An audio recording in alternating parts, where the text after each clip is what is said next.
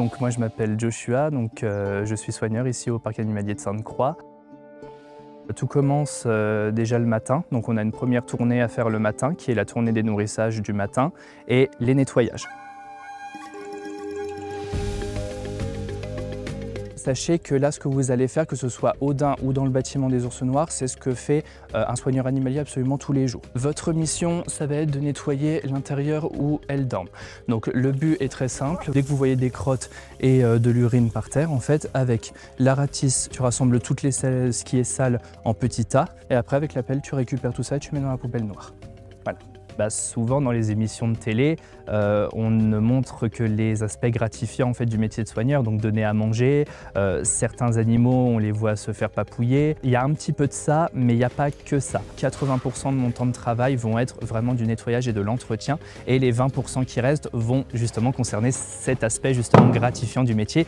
Si vous vous posez la question pourquoi on a besoin en fait de faire rentrer nos ours dans des bâtiments, ça nous permet en fait de les nourrir chacun séparés dans une loge pour avoir un bon suivi alimentaire sur chaque individu. Ils posent leurs pattes à plat sur les grilles, ça permet de voir s'il y a une griffe incarnée ou une griffe qui est cassée. C'est bien aussi d'avoir un suivi régulier sur ces animaux tous les jours.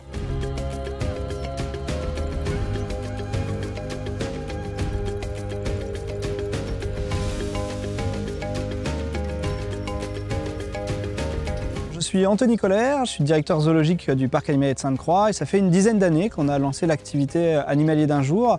L'objectif c'était de permettre à nos visiteurs de voir l'envers du décor, de découvrir les coulisses et que les animaliers puissent partager avec les gens leur passion. Quand on a choisi les animaux qui pourraient bénéficier un petit peu de cette plus-value qu'apporte Animalier d'un jour, on a réfléchi sur les animaux qui auraient besoin d'une mise en activité plus importante, qui sont des animaux qui vont passer beaucoup de temps à chercher de la nourriture par exemple, et puis des animaux qui sont actifs plutôt le jour. Cette activité elle a évolué au fil des années pour arriver à ce que vous avez pu vivre là avec Joshua qui depuis 2 ans en fait l'a fait évoluer pour partager encore plus avec les gens, leur permettre de construire des choses pour permettre aux animaux d'avoir, on va dire, une activité un peu différente. Parce que c'est vrai que quand les animaliers vont cacher la nourriture, par exemple, malgré eux, on a tendance à faire tout le temps la même chose. Quand c'est quelqu'un d'extérieur qui vient le faire, il est totalement, on va dire, vierge d'habitude, et donc il va proposer quelque chose qui va aussi stimuler l'animal.